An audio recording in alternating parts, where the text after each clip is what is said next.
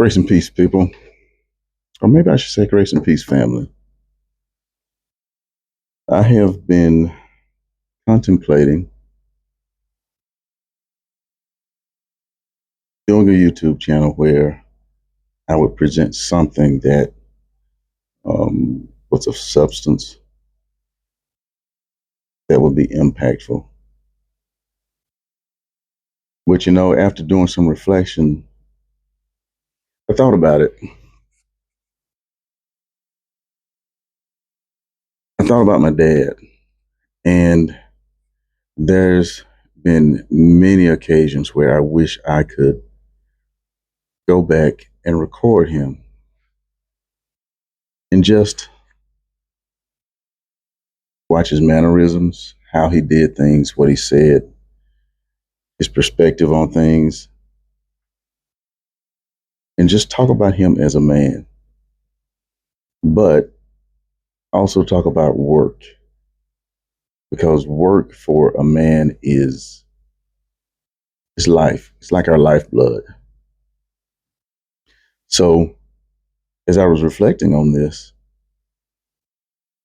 and thinking about the whole YouTube thing, and I really wanted to start a YouTube channel, but just didn't know which direction I wanted to go with it.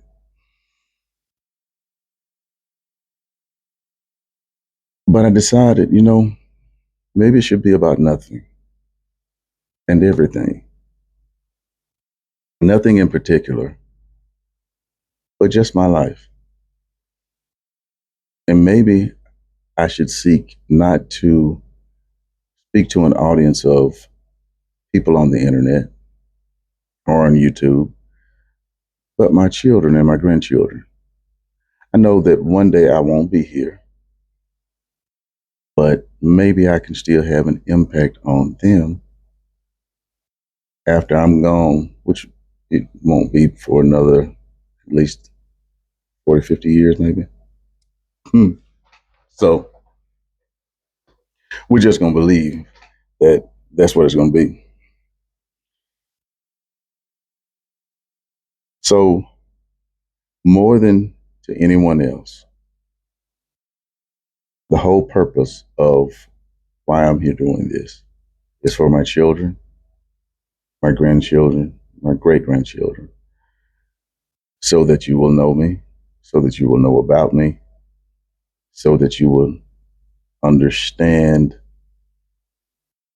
who I am, based a lot on what I do for a living. But there will be other insights as well. I want this channel to be inspiring to those three groups: my children, my grandchildren, and my great grandchildren, but to other people as well. I've got something to say,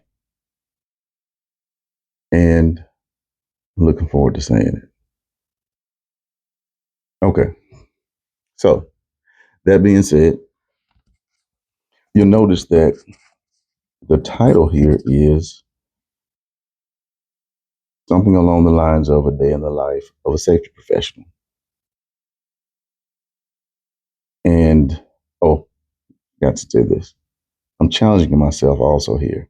I'm challenging myself to do 30 days of videos, no matter what, no excuses. So if y'all see me slipping, let me know, okay? Hey, bro, ain't seen nothing from you in a day or two. You need to do something, okay? I would appreciate the help. But yeah, I'm going to entitle this something along the lines of, and this will be a continual thing here, a day in the life of a safety professional. I am a safety professional. I own my own business. I'm actually a safety consultant. I'm currently consulting with a really good company, small family-owned company, but they do a good job in this space in the construction industry. Why are my R's rounding off like that? I wonder. May have something to do with getting older. Anyway, I chase rabbit trails, by the way. Struggle is real. But I'm a consultant. I'm a safety consultant with a good company. My company started in 2022. It's been 2 years. After I was released from um, a rather large paper generating company, I'll just say it like that. I served as the emergency response leader as well as a safety professional when I first came into that company. Started as a safety professional, then rolled into the emergency response leader role. Um, Good job. Enjoyed it, learned a lot. I had a great mentor there, Mr. Don Wright. Don was very good um, and at mentoring. Taught me a lot of things that I use very much every day at work. And I'll start there. He taught me one big thing that I definitely use on a daily basis, and that is to ask questions of people so that what you're trying to get to and what you're trying to, um, whatever you're trying to get across to them is not so intimidating. It can be intimidating where for the safety guy or safety lady to walk up to you and say, hey, you got this issue that you need to take care of.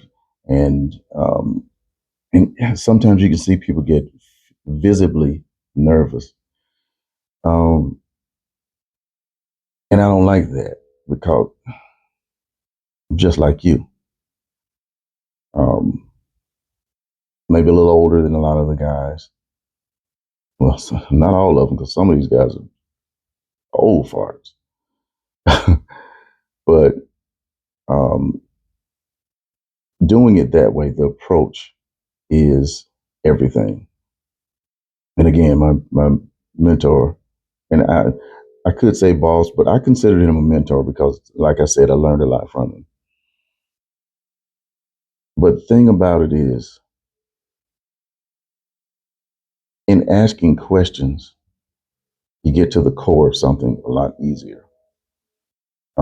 It said that you can ask the question why 5 times and get to the bottom of pretty much anything. And that is true to some degree. But as a safety professional, I've learned that you have to be careful how you handle people. I've seen other safety professionals that, especially guys that have not, or ladies that have not been in that role very long, they come in with a big stick and they're ready to use it. Everyone knows you carry the big stick. The goal, though, is to not have to use the big stick. And most of the time, if you approach a person the right way, you don't have to use the big stick. What I'm saying is this: the bottom line, if we handle people right, there's no need for the whole escalation of a thing. One thing I found is it's easier to talk to a person that considers you either a friend or they can still consider you an acquaintance. But if they respect you based on the fact that they trust you, it's a lot easier to actually glean from you. So, one of the things I found in talking to some of these guys is that once you get to know them, everybody's pretty much the same. We all want the same things. We want to make money. We want to go home to our family safe, and we want to be able to come back to work and do it all over again. But we want to be treated with respect.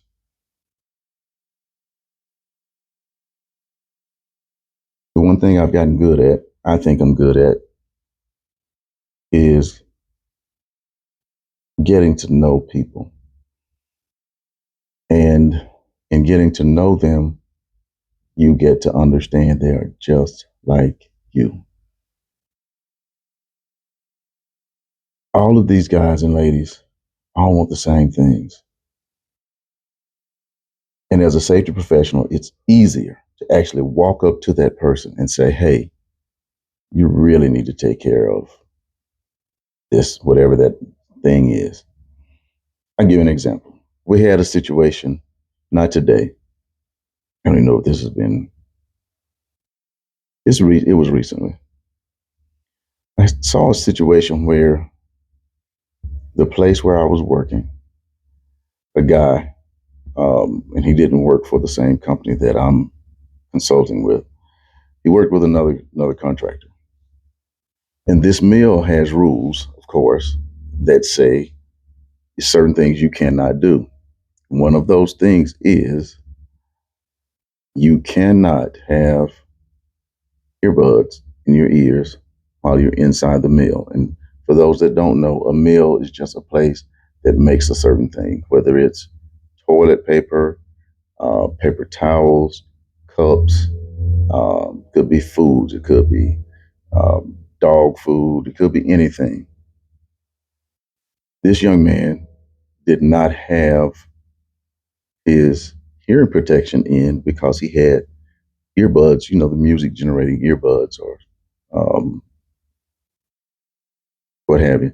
But anyway, this is a big deal. And it's a big deal because, number one, if there is an emergency and you have music playing over your earbuds, you can't hear an alarm. And in some environments, especially in a mill type environment where you have a lot of machinery, you have a lot of other work going on around you. This is just one reason. At any moment, there could be something that you need to hear and respond to. It could be an alarm for a fire. It could be an alarm for, say, a chemical spill. It could be your coworker yelling at you and telling you that something is about to fall and hit you. It could be the beeping of a piece of machinery that's about to back into you. So there are very legitimate reasons for that rule.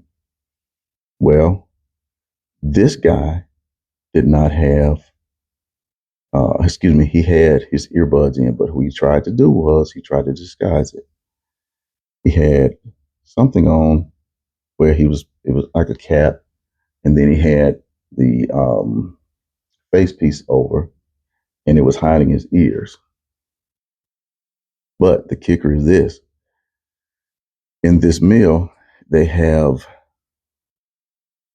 ear protection that is on a string. You put one in one ear, one in the other ear, and when you get that in your ear, the string hangs or it's over the back, and it can be seen from either the back or under here, or should be. Because this young man, the string wasn't there, they thought, I'm sure he didn't have on hearing protection at all. So they asked him to remove his mask, and when they did, they saw the earbuds. That is a automatic termination from that side.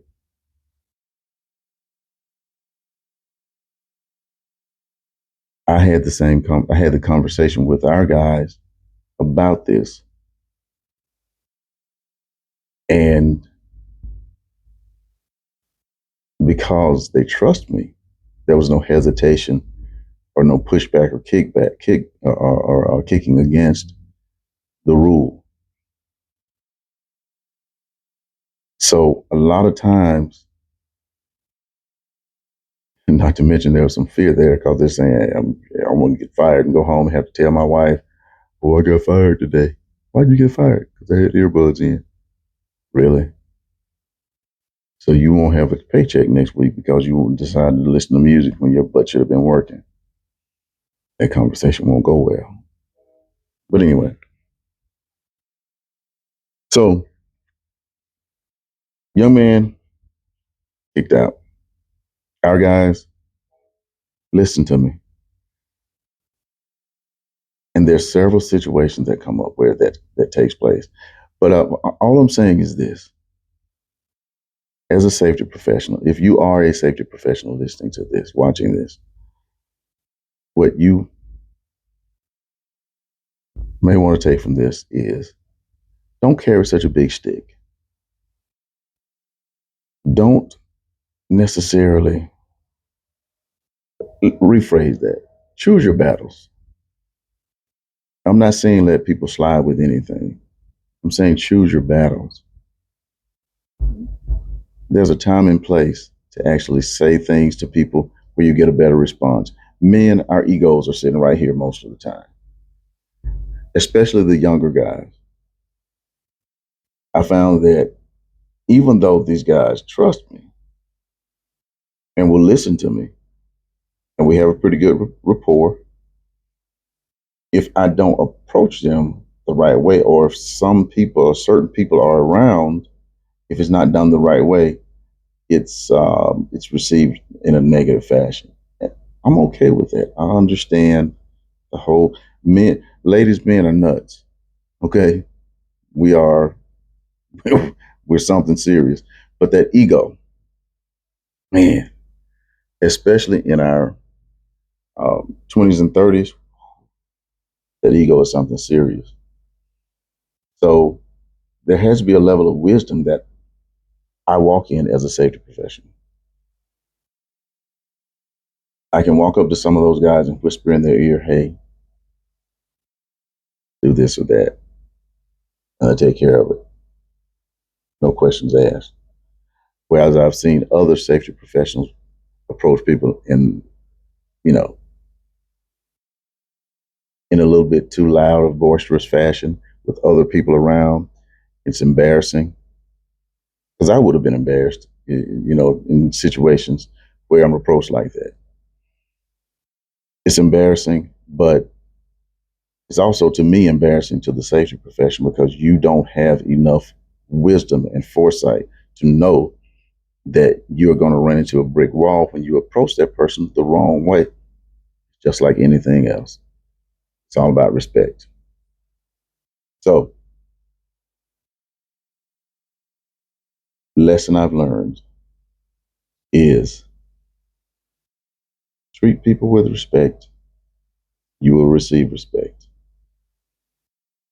Now, my journey to get here has been long and winding.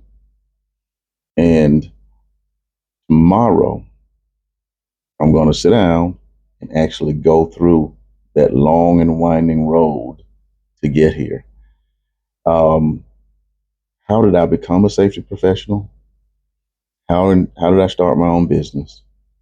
Uh, my background and why I love it, why I'm passionate about it, um, and why there needs to be more. And I'll just simply say there needs to be more Black safety professionals because there are very few that I've seen. There's some, don't get me wrong, there's some, but there needs to be more. Um, and I say the reason there needs to be more is just because the ratio is way off. Um,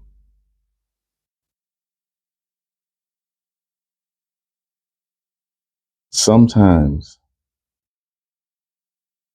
an approach, a conversation can be met with resistance because of the way a person looks. Is it right? No. No, it's definitely not right. But to have a safety conversation with someone that does not want to have that conversation with you, sometimes it becomes more difficult if you don't like the way that person looks. It's just the truth of the matter. It's sad, but it's true. That's the world we live in. Um, and I pray we get better. But look, it's been a long day and I have rambled.